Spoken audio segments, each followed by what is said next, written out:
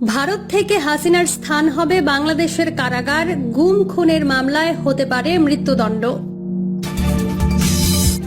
এবং সর্বশেষ জানাবো বাংলাদেশের সাথে শত্রুতা করে যেসব ক্ষতির সম্মুখীন ভারত। এতক্ষণ শুনছিলেন সংবাদ শিরোনাম, এবার বিস্তারিত। ভারত থেকে হাসিনার স্থান হবে বাংলাদেশের কারাগার, গুম খুনের মামলায় হতে পারে মৃত্যুদণ্ড। ভারতের মাটি থেকে শেখ হাসিনাকে বাংলাদেশে নিয়ে এসে কারাগারে স্থান দেয়া হবে না অন্য কোনো বিদেশি কোনো রাষ্ট্রেই আশ্রয় রাখা হবে, এ নিয়ে মহা দুশ্চিন্তায় আওয়ামী লীগের বিভিন্ন পর্যায়ের নেতাকর্মীরা।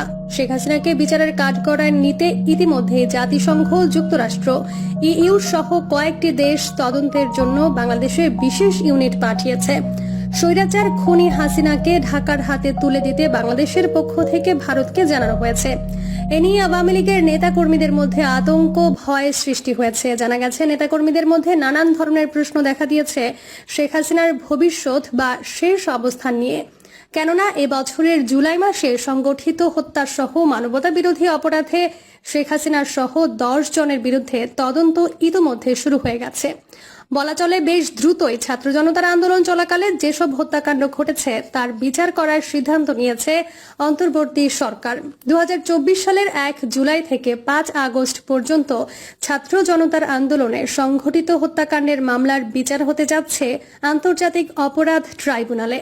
ছাত্র জনতার আন্দোলনকালে সংঘটিত হত্যাকাণ্ডে ক্ষমতাচ্যুত প্রধানমন্ত্রী শেখ হাসিনা সহ আরও অনেকের জড়িত থাকার অভিযোগ উঠেছে। এ কারণে আন্তর্জাতিক অপরাধ ট্রাইব্যুনালে তাদের বিচার করার উদ্যোগ নিয়েছে অন্তর্বর্তী সরকার। অন্তর্বর্তীকালীন সরকারের আইন, বিচার ও সংসদ বিষয়ক উপদেষ্টা অধ্যাপক আসিফ নজরুল গণমাধ্যমে জানিয়েছেন, জাতিসংঘের তত্ত্বাবধানে তদন্ত করার চেষ্টা করা হচ্ছে। শিগগিরই জাতিসংঘের একটি তদন্ত দল গঠন করে বাংলাদেশে পাঠানো হবে।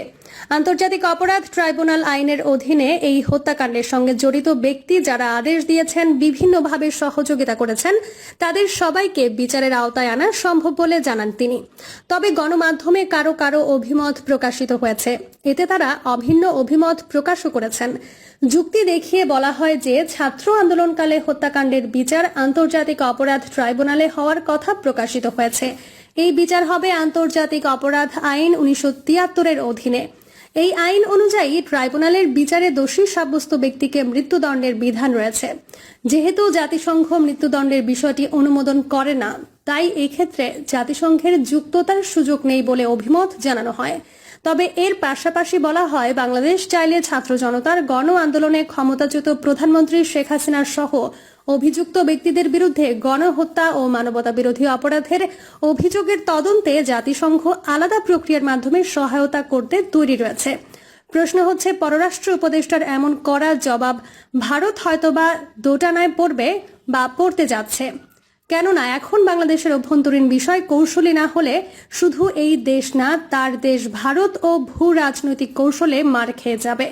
অন্যদিকে বাংলাদেশের ছাত্র আন্দোলনে সৃষ্ট অন্তর্বর্তীকালীন সরকারের বিরুদ্ধেও তেমন কিছু করা যাবে না, কেননা এই সরকারের পেছনে শক্ত অবস্থান আছে বিশ্বের ক্ষমতাধর রাষ্ট্র আমেরিকা সহ পশ্চিমাদের। সেক্ষেত্রে ভারতে অবস্থানরত ক্ষমতাচ্যুত প্রধানমন্ত্রী শেখ হাসিনা বাংলাদেশে বর্তমান রাজনৈতিক পরিস্থিতি নিয়ে বিবৃতি বা অন্য কোনো কর্মকাণ্ড চালালে কূটনৈতিক ঝুঁকির মধ্যে পড়তে পারে।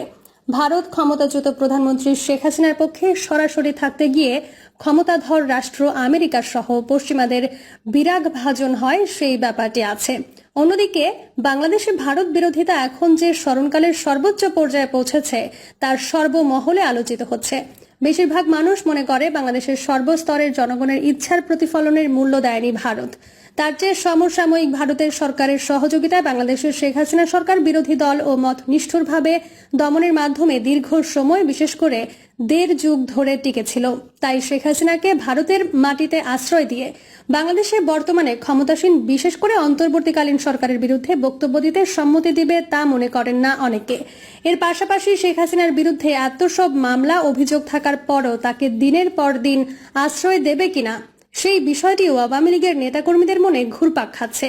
কেননা মাত্র কয়েকদিন আগে বাংলাদেশে গণ আন্দোলনের মুখে প্রধানমন্ত্রীর পদ থেকে ইস্তফা দিয়ে ভারতে পালিয়ে যাওয়ার শেখ হাসিনাকে যুক্তরাজ্যে আশ্রয় না নেওয়ার পক্ষে মত দিয়েছেন ব্রিটিশ এমপি রূপা হক। তিনি অভিমতে বলেছেন, আমার সরকার স্বৈরাচারী শেখ হাসিনাকে যুক্তরাজ্যে আশ্রয় দেবে না শিরোনামে একটি নিবন্ধ লিখেছেন। এতে তিনি আরও লেখেন, তার ব্যাপক অজনপ্রিয় শাসনামল ও অভিবাসন সংক্রান্ত রাজনৈতিক স্পর্শকাতরতার নিরিখে যুক্তরাজ্য সরকারের এমন একজনকে আশ্রয় দেওয়া সমীচীন হবে না, যার বিরুদ্ধে আন্তর্জাতিক অপরাধ আদালতে বিচারের দাবি রয়েছে।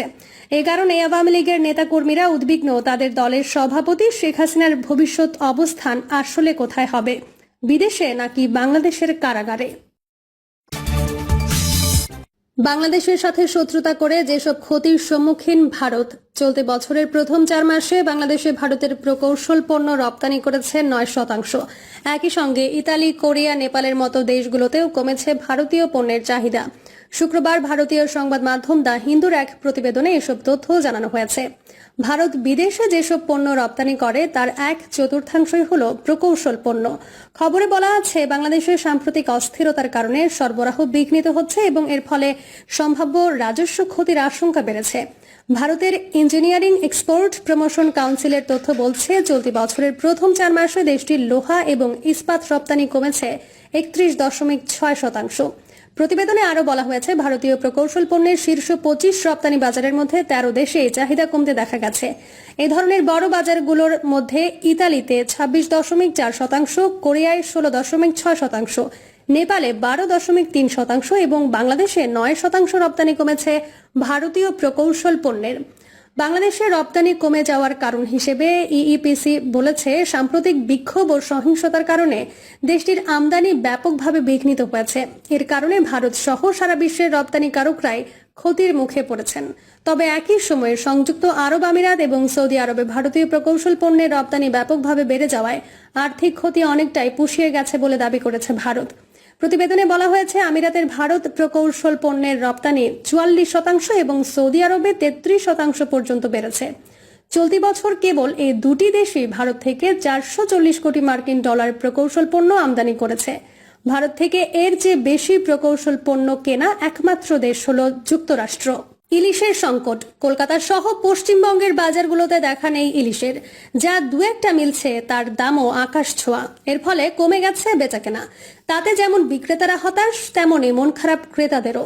কলকাতা ও এর পার্শ্ববর্তী অঞ্চলগুলোর বাজারে প্রতিদিন ক্রেতাদের উপচে পড়া ভিড়, কিন্তু হাতে গোনা মাত্র কয়েকজন বিক্রেতার সামনে দেখা যাচ্ছে ইলিশ। ক্রেতারা আসছেন, তবে দাম শুনে ফিরে যাচ্ছেন অনেকে। চড়া দামের কারণে প্রিয় মাছ ইলিশের স্বাদ নিতে পারছেন না কলকাতার ভোজন রসিক বাঙালিরা। কয়েক সপ্তাহ ধরে বাংলাদেশে আন্দোলন, সহিংসতা এবং পরবর্তী অস্থিরতার জেরে ভারতে ইলিশ রপ্তানি অনেকটা বন্ধ হয়ে গেছে। কলকাতার খুচরা বিক্রেতারা বলছেন, সরবরাহ কমে যাওয়ার কারণে ইলিশের দামে আগুন। বাজার ঘুরে দেখা যায়, বর্তমানে কলকাতার বাজারে 500 গ্রামের ইলিশ বিক্রি হচ্ছে 600 রুপিতে। এর থেকে একটু বড় 700 থেকে 800 গ্রাম ওজনের ইলিশের দাম হাঁকা হচ্ছে 800 রুপি। তবে 1 কেজির একটু বেশি ওজনের ইলিশ বিক্রি হচ্ছে 1600 রুপিতে। কোথাও এর দাম চাওয়া হচ্ছে 1800 রুপি পর্যন্ত। চিকিৎসার জন্য ভারত যাওয়া কমেছে 50% পর্যন্ত।